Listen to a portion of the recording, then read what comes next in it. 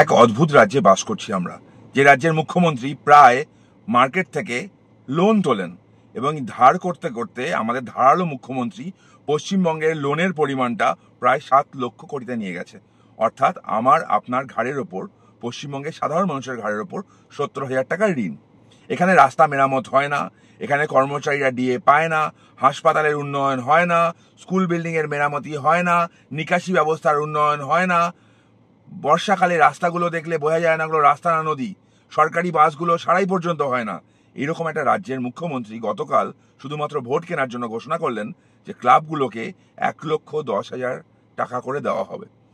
যতগুলো ক্লাব আছে আপনারাই হিসাব করুন কত টাকা দেওয়া হচ্ছে। এই টাকাটা কাদের টাকা?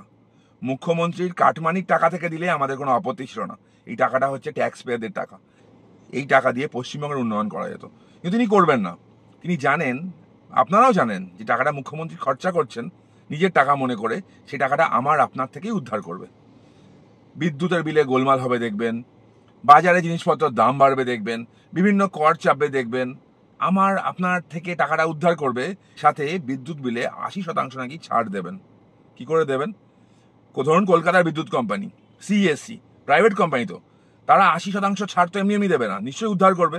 কার থেকে উদ্ধার করবে? আপনার থেকে উদ্ধার করবে। তো বেসিক্যালি বারবার বোকাটা কিন্তু আপনিই হচ্ছেন।